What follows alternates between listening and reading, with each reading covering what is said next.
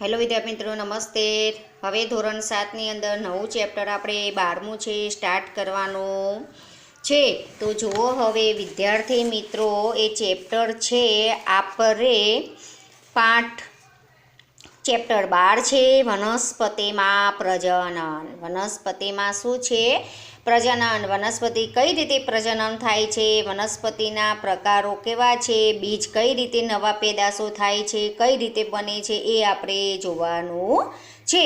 તો વિદ્યાર્થી મિત્રો, આની અંદર દરેક વિદ્યાર્થીને ધ્યાન રાખવાનું છે.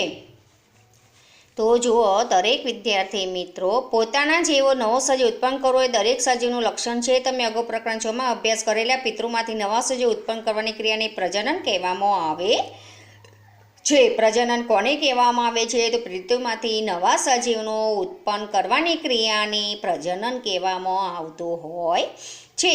તો પરંતુ વનસ્પતિ કેવી રીતે પ્રજનન કરે છે? પ્રજનન જુદા જુદા પ્રકારનો અભ્યાસ આપણે પ્રકરણમાં શીખીશું. 12.1માં પ્રજનનના પ્રકારો કયા છે એ આપણે જોવાનો છે.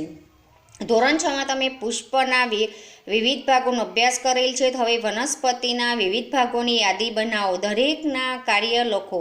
મોટાભાગની વનસ્પતિ મૂળ, પ્રકાંડ અને પર્ણ ધરાવે છે. તેઓને વાસ્તવિક અંગો પણ કહેવામાં આવે છે. તો ચોક્કસ સમયગાળાની વૃદ્ધિ પછી વનસ્પતિમાં પુષ્પો જોવા મળે છે. તેમ નિહાળ્યું હશે કે આંબાને વસંત ઋતુમાં પુષ્પો આવે છે. એ જ પુષ્પો છે કે જેમાંથી કેરીનું નિર્માણ થાય છે, જે આપણે ઉનાળામાં બાણીએ છીએ. આપણે ફળ ખાઈએ છીએ, બીજને ફેંકી દઈએ છીએ. આ બીજને અંકુરણ પામીને નવા છોડનું સર્જન કરે છે. તો આમ વનસ્પતિમાં પુષ્પોનું કાર્ય શું છે? પુષ્પો વનસ્પતિમાં પ્રજનન કાર્ય કરે છે. તો પુષ્પો એ વનસ્પતિના પ્રજનનની ભાગ છે. પુષ્પમાં કાં તો નર ભાગ કે માદા ભાગ અથવા બંને નર માદા ભાગમાં જોવા મળે છે. વનસ્પતિ વિવિધ રીતે તેમાં બાળછોડ ઉત્પન્ન કરે છે. મુખ્યત્વે 2 રીતોમાં વહેંચાયેલ છે: અલિંગી પ્રજનન અને લિંગી પ્રજનન. એટલે અલિંગી પ્રજનન કહેવામાં આવે છે. તો વનસ્પતિ જે છે બેમાં વહેંચાયેલી કહેવામાં આવે છે. અલિંગી પ્રજનન અને લિંગી પ્રજનન કહેવામાં આવે છે. વનસ્પતિ બીજ વિના નવો છોડ ઉત્પન્ન કરે છે, જ્યારે લિંગ પ્રજનનમાં નવો છોડ બીજમાંથી મેળવવામાં આવે છે. તો હવે અલિંગી પ્રજનન કોને કહેવામાં આવે? અલિંગી પ્રજનન નવો છોડ કે બીજ કે બીજાણુમાંથી મેળવતું નથી. અલિંગી પ્રજનન એવું છે, બીજમાંથી બનતો નથી, નવો છોડ ઉત્પન્ન કરતો નથી અને બીજાણુમાંથી પણ મેળવતું નથી. વનસ્પતિના પ્રજનનમાં આ એક જ પ્રકારનું અલિંગી પ્રજનન છે કે જેમાંથી તમે નવો મૂળ, પ્રકાંડ, પર્ણ, કલિકામાંથી ઉત્પન્ન થાય છે. અહીં પ્રજનન વનસ્પતિના ભાગો દ્વારા થતું હોવાથી વાસ્તવિક પ્રજનન કહેવામાં આવે છે. વાસ્તવિક વનસ્પતિ કોને કહેવામાં? વનસ્પતિના ભાગો દ્વારા થતું હોવાથી તેને વનસ્પતિ કલિકા, જે મૂળ, પ્રકાંડ, પર્ણ, કલિકા એ બધું ઉત્પન્ન થાય તેને વાસ્તવિક વનસ્પતિ કહેવામાં આવે છે. ગુલાબ, ચંપાની ડાળીઓને ગાંઠીઓને કાપીને ટુકડાને કલમ કહેવામાં આવે છે. ગુલાબની જે ચંપાની ડાળીની ગાંઠ કાપી નાખીએ છીએ, ટુકડા બની જાય છે, એને આપણે કલમ કહીએ છીએ. આ કલમને જમીનમાં દાટો. ગાંઠ પ્રકારના ડાળીને ભાગ છે જેમાંથી પૂર્ણ ઉદ્ભવે છે. આ કલમને રોજ પાણી આપો. તેની વૃદ્ધિ નોંધો. મૂળને બહાર આવતા અને પણ અને ઉગતા કેટલાક દિવસ લાગે છે તે નિરીક્ષણ કરી અને નોંધ. એવી જ રીતે અળુની વેલને પણ કહેવામાં આવે છે. હવે એના છે કે પાણી ભરેલી કાચની બોટલમાં ઉગાડીને અવલોકન કરો. અહીં આગળ આપેલી છે કે કઈ વેલ કક્ષકલિકા છે. ગુલાબના પ્રકારની કલમ. આ ગુલાબના પ્રકારની કલમ આપેલી કહેવામાં આવે છે. આ શું આપી છે? એને ગાંઠ આપી છે. આ શું કહેવામાં આવે છે? ગાંઠ કહેવામાં આવે છે. ગાંઠ કાપી નાખીએ છીએ તો પણ નવા સરથી એમ કે થતી જોવા આપણને મળે છે. અને એક જાતનું ગુલાબ આ ગાંઠમાંથી બનતું હોય છે અને બને છે.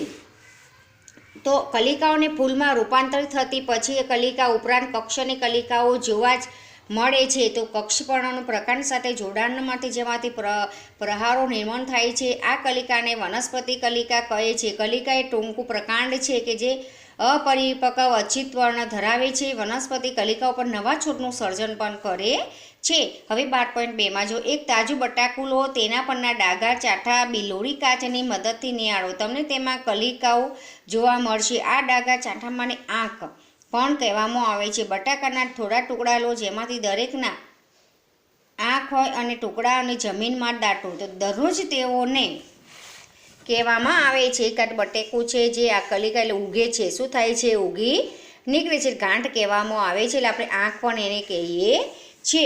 તો પાણી આપો અને થતા વિકાસ નિહાળો, તમને શું જોવા મળ્યું?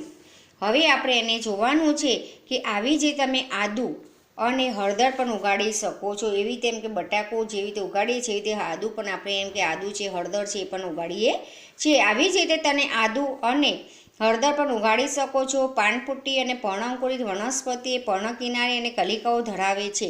જો આ પર્ણ ભીની જમીન પર પડે તો દરેક કલિકાઓને નવા છોડનું નિર્માણ કરવામાં આવે છે. અહીંયા તને આવ્યું છે કે પર્ણ કિનારી પર કલિકાઓ ધરાવતું પાનપુટ્ટીનું પર્ણ કહેવામાં આવે છે. નવો છોડ છે. હવે આ પર્ણ આપેલું છે, અહીં આગળ જે નવો છોડ ઉત્પન્ન થાય છે એને આપણે કહીએ કે નવું એમ કે કલિકાઓ ઉત્પન્ન થતી હોય છે. તો કેટલીક વનસ્પતિઓમાં મૂળ પણ નવો છોડ ઉત્પન્ન કરે છે. સક્કરિયું અને ડાલિકા ઉદાહરણો છે. થોડ, હવે થોડ જેવી વનસ્પતિ આપણે જોવાની છે. કાંટાવાળી વનસ્પતિ એને કહેવામાં આવે છે. જે વનસ્પતિમાં તેનો અમુક ભાગ મુખ્ય વનસ્પતિના છોડથી જુદો પડે ત્યારે તેમાંથી નવો છોડ ઉત્પન્ન કરે છે. દરેક છૂટો પડેલો ભાગ એ નવા છોડનું સર્જન કરે છે. તો વનસ્પતિ અને ઉગતી વનસ્પતિ ઉગવા માટે ખૂબ જ ઓછો સમય લે છે. બીજમાંથી ઉગતી વનસ્પતિ કરતાં તેમાં ફૂલો, ફળો ખૂબ જ ઝડપથી આવે છે. તેઓ એક જ પિતૃ છોડમાંથી ઉત્પન્ન થતા હોવાથી નવો છોડ અદલ પિતૃ જેવો જ જોવા મળે છે.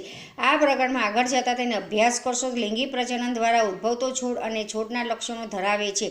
લિંગી પ્રજનન દ્વારા બીજ ઉત્પન્ન કરે છે. લિંગી પ્રજનન જે છે એ બીજ દ્વારા ઉત્પન્ન થાય છે. હવે કલિકા સર્જન છે. આ અભ્યાસ કરી ગયા છો કે ઈસ્ટ જેવા કે નાના સજીવો માત્ર સૂક્ષ્મદર્શક યંત્ર દ્વારા જોઈ શકાય છે.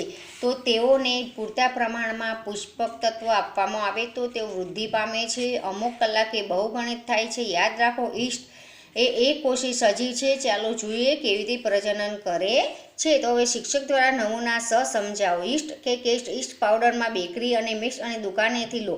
એક ચપટી ઈસ્ટ લો, તેને પાણી ભરેલા વાસણમાં મૂકો. ચમચી ખાંડ લો, તેને હલાવી દળને ઓરડાને હુફાળી જગ્યાએ મૂકો. કલાક પછી કાચની સ્લાઇડ પર દ્રાવણને એક ટીપું મૂકો.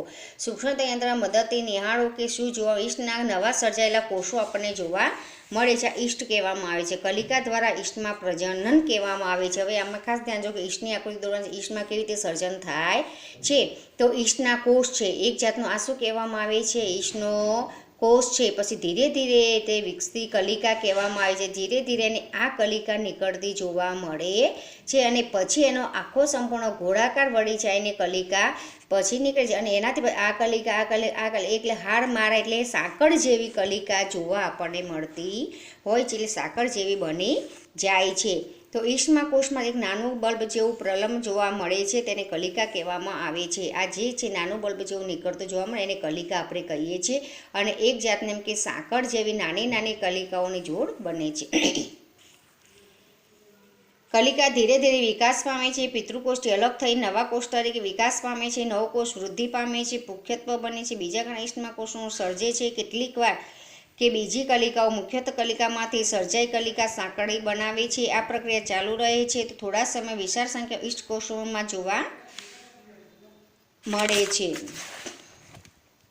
હવે અવખંડન આપેલી છે.